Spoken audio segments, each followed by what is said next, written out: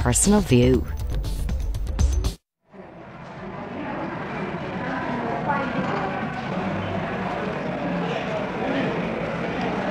Yous caught me. Now yous all know where I get me knowledge of old Dublin. From the wonderful second-hand books I buy in the Ivy Market in the Liberties.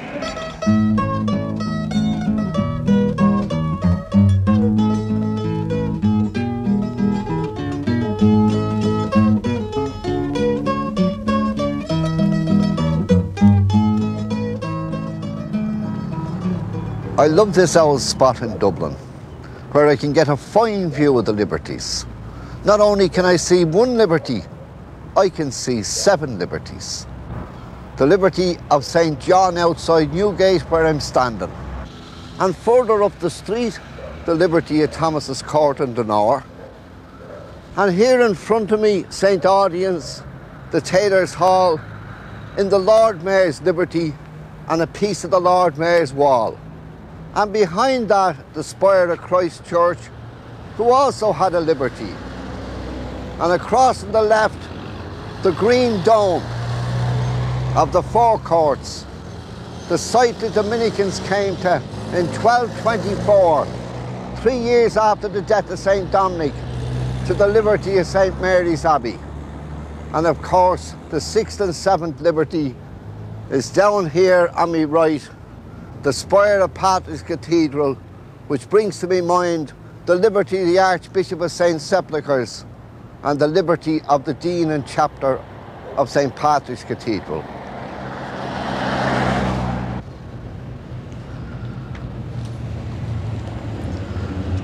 Francis Street. You know, it was outside the walls of old Dublin, and yet it's strange, it wasn't in the Liberty of St. John, it wasn't in the Liberty of Thomáis's Court in Dunor, it wasn't in the Archbishop's Liberty, nor it wasn't in the Dean's Liberty. But the bulk of it belonged to a man by the name of Ralph Porter, and he was the man responsible for the Franciscan foundation that gives its name to the street.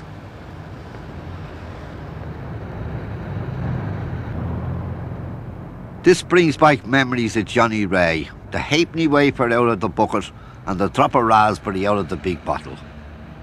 Sure, O'Hara's is nearly as old as Francis Street itself. It's a pity they had to knock down Mushhat's chemist to widen the road. The old Thibault, sure, it was more than a picture house. It was a university where we learned all about the Blue Nile and the White Nile and Stanley and Livingston and things that we never learned in the schoolroom. That's where we used to queue there, up along the laneway there, and the usher with his belt off, beating us back, and we all clutching our fourpence and our orange. Dublin has a great tradition of markets.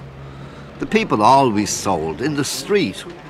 The market used to be down around Patrick Street and Nicholas Street, but Lord Ivy wanted to get them away from the cathedral. Also, they wanted to pull down the slum dwellings there to build houses for the people. So they killed 2 birds with a 1 stone. They pulled down the slums and put up Ivy Trust buildings for the people and built the Ivy Market to get them in off the street and give them a bit of shelter. Now, a lot of people don't realise that the Ivy Market sells new items as well as second-hand items. Trade has gone off a bit nowadays as to what it was during the war and before the war. You wouldn't get into it, you'd be queuing up to get into it. But nowadays it has slackened down.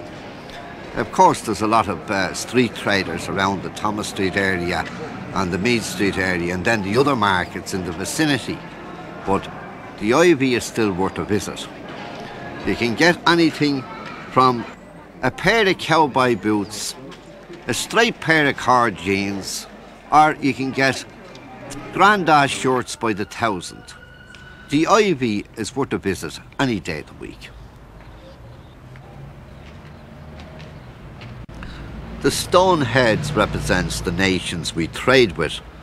You can come down yourself and pick out what head that is and what head your man is. And I see an Indian up there. We must have bought buffaloes off the Indians. And of course there's another one around the corner here who has a very jokative type of a wink. He must have done a queer deal with us.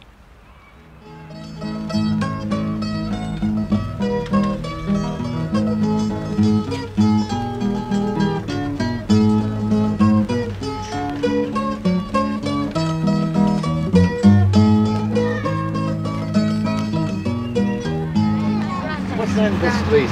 France Street. Here's where the park behind us.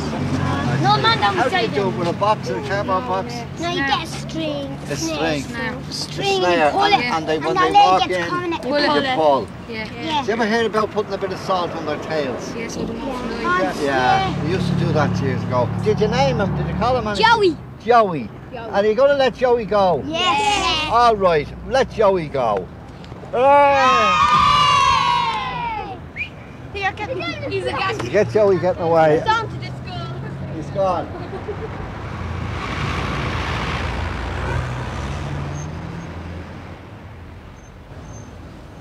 The Church of St. Nicholas of Myra, Francis Street, stands on the old Franciscan foundation that was started here in the 13th century. The land was given to the Franciscans by Ralph the Porter, and in the year 1236, the Franciscans came here and started their first monastery.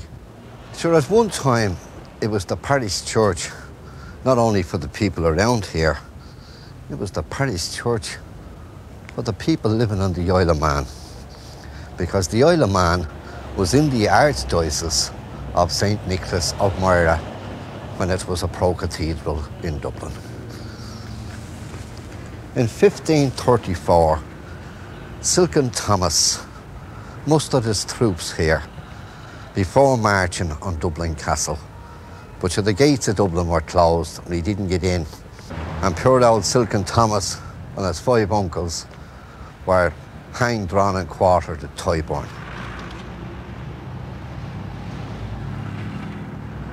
Number 50 Francis Street was one time the Archbishop's palace, and he hadn't far to go to his church in those days. Myra House, where Frank Duff founded the Legion of Mary in 1921. I picked up 2 books in the Ivory Market there. One is an idea in the working about the Magdalen hospitals, and the other one, Walking with Mary, is actually Frank Duff's. Isn't that a coincidence? The 2 books, they were both associations of mercy. That's Frank Duff and Father Thor and the Lady Legionaries celebrating the first anniversary of the foundation of the Legion. Marks Alley West, the one-time residence of the eminent naturalist Caleb Treckeld, the man who compiled the first Irish flora. Just imagine, 252 years ago, a fella living up that street who went out every morning with his notebook and his pencil and possibly his magnifying glass, recording all the flora and coming back then to Mark Alley to record his old book.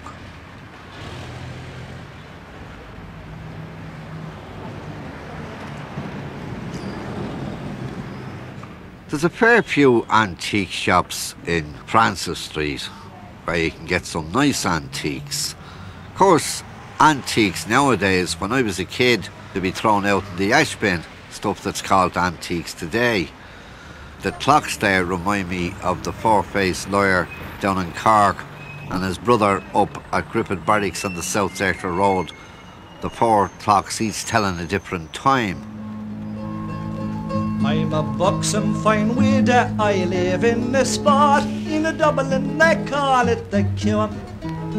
Me shop and me stall are laid out on the street, and me palace consists of 1 room. At Patrick Street corner for 45 years, sure I've stood there, I'm telling no lie. And while I stood there, nobody would dare to say black was the white of me eye. You may travel from Clare to the county Kildare, from Drogheda right back to McLuhan. But where would you see a fine widow like me? Biddy Mulligan, the pride of the Kiln. Me boys, Biddy Mulligan, the pride of the Kiln. Blows old sweet shop. bullseyes, apple flavour, fruit flavour, bomb, and those sweet cans, 10p each. How was the good woman? Give us one of them cans there in the window, please. Give us the sweets as well. Take the two of them out of that.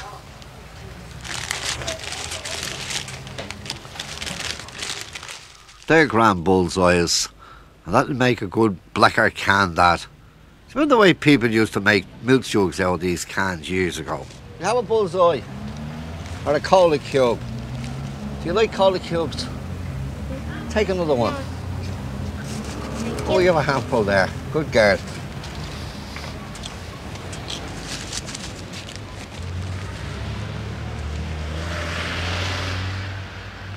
Moira glass. Of course, Moira gets its name from St. Nicholas of Moira, Francis Street, and the Moira glass works reflects all that is best in Liberty crafts and workmanships. New Row was built on one branch of the Poddle River as it flowed down here into the city of Dublin. Of course, the Poddle River was harnessed by several mills. Old Bush's mill still stands today, despite all the wear and tear, and has the character of being a very sound edifice built to last the centuries. All along here, Mill Street was a hive of mills.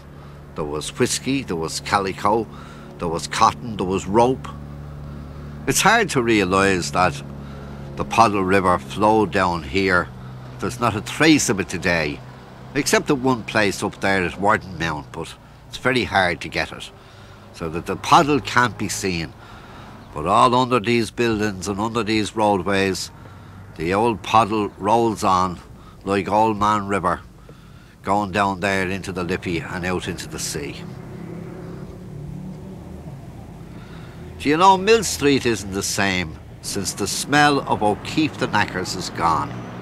To Dubliners it was only a smell, but do you know that O'Keefe's were celebrated for their manures? Irish manufacture. For centuries they were the best and the cheapest.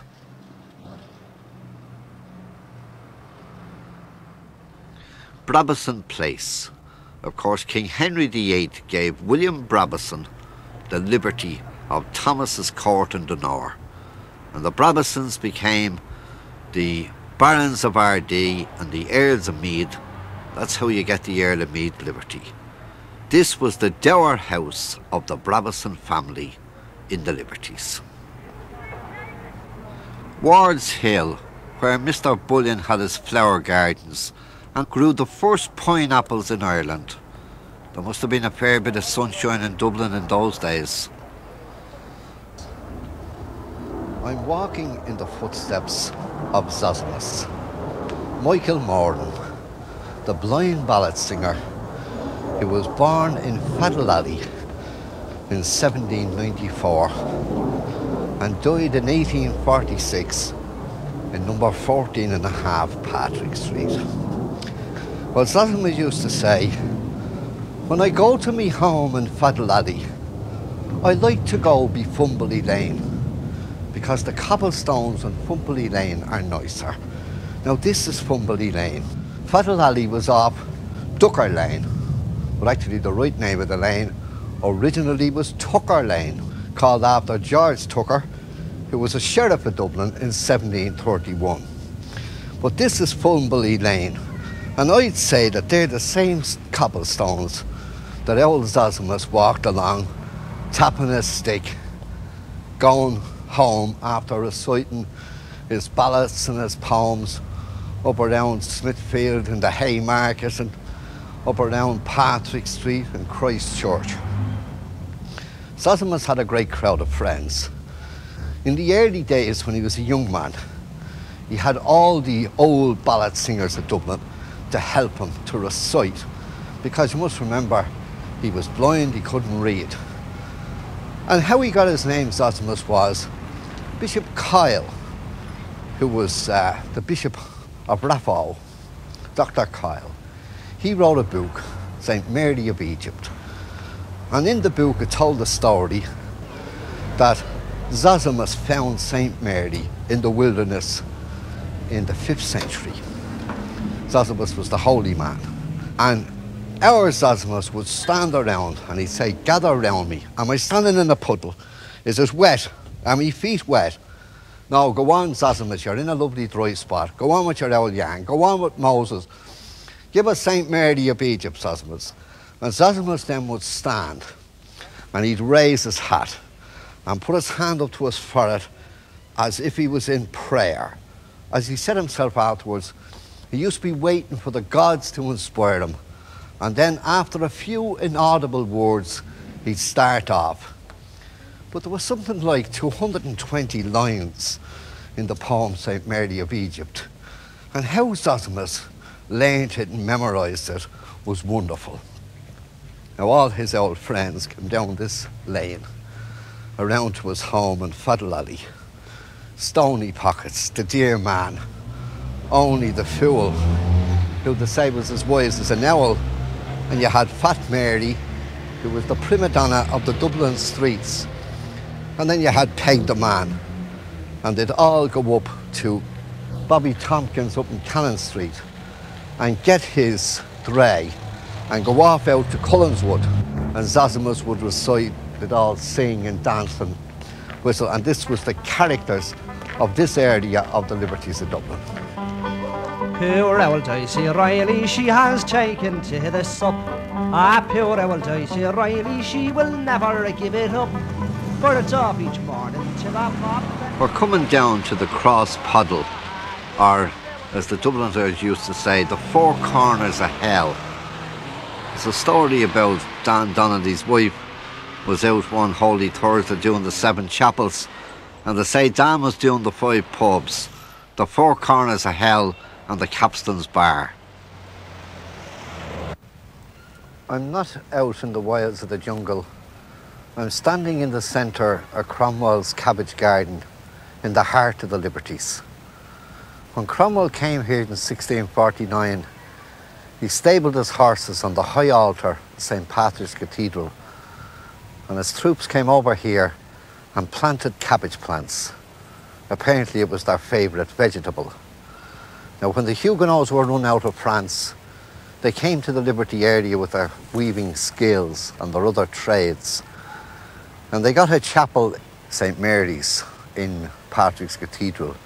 They got portion of this land here as their burial ground.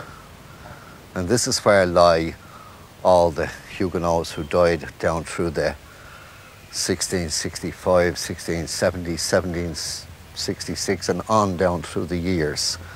This is a Huguenot graveyard, and this, I suppose, is where lie the remains of the Fontaines and the Montaignes, the Latouches, the Gilberts, the Lear Street, they were Huguenots, the Turpins, the Myrals, the Merciers, and this is where they were all buried. The people in Dublin used to say, I'm as honest as a Huguenot. That was a great honour and a great tribute to anyone. And I'm here in the Huguenot graveyard where all the honest Huguenots, men, women and children of Dublin lie to rest.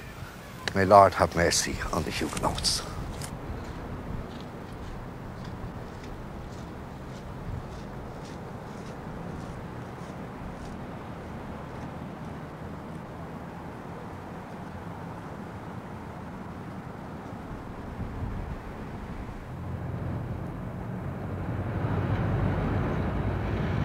St. Patrick's Cathedral is steeped in history. It was founded by John Comyn, a Benedictine monk who was appointed Archbishop of Dublin by King Henry II. The cathedral was built on the site of the old church of St. Patrick, the spot where St. Patrick himself converted the people of Dublin in 448. The cathedral was opened on St. Patrick's Day 1192, nearly 800 years ago. It was dedicated to God, the Blessed Lady Mary and St. Patrick.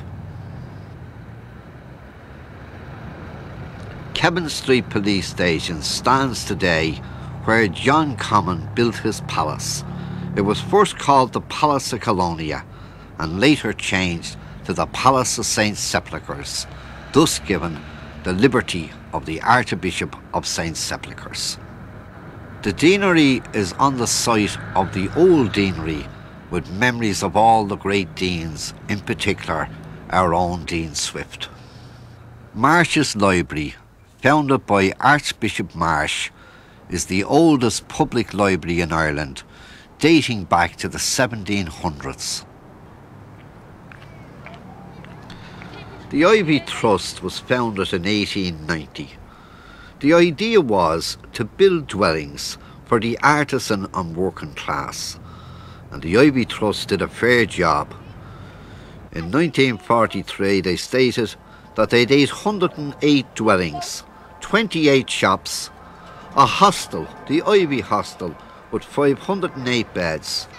Up in Crumlin did 137 houses and a shop. They'd also a wash house for the people to wash their clothes in, to keep the vapour and the dampness out of the people's rooms, so they could do their washing in the wash house. And in 1915, the first Earl of Ivy opened a children's play centre, which when we were kids was called the Beano, where you got a mug of shelled cocoa and a railway bun, because there was a curtain at every station. And of course the most popular place of all, according to the children, the good old Ivy Bats.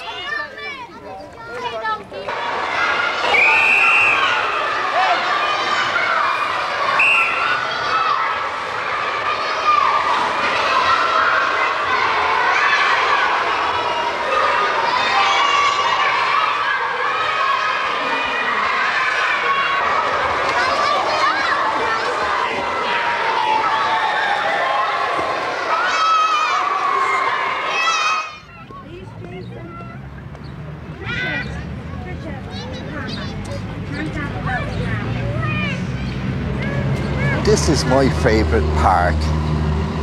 My mother used to come in here every day in our dinner hour.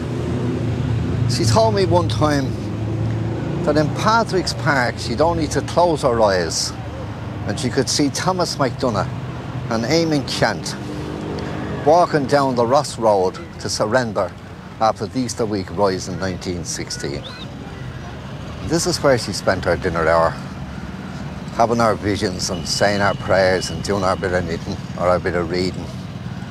Whenever I come into Patrick's Park, I'm surrounded with visions, countless memories of men and ages. But out among all those characters, there's two men that always come into my mind whenever I walk around this old park. And the first man is James Clarence Mangan, the Dublin poet and nationalist, the young Irelander, the writer to the nation. I can see Mangan leaving the fever shed up in Inchicore and making his way down along Kilmainham and James Street to his rooms up in Bride Street at the top here. I am being found dying there and being brought then up to the Meath Hospital to die. And the second man is Brendan Behan. Now Brendan's booked the Barstool by when he's coming home from the Barstool, and the ship is coming into Dublin, and he sees the mountains, the 2 Rock, the 3 Rock Capure. You have a beautiful view of the Dublin mountains from the corner of Bride Street at Patrick's Cathedral. And then Brendan went on to see the churches, the spires, St. Barnabas, Lardens O'Toole and Rathmines. That's where Brendan died a few paces away from where Clarence Mangan died, in the Meath Hospital. Well, Brendan Behan had the Dublin wit to the very end. When he was dying up in the Meath Hospital, there's a story told that a nun went in to visit him. And she was looking at him in the bed and she said, "Brendan, I'm praying for you." So he looked up at her and he said, "Thank you very much, Reverend Mother. May your son be a bishop."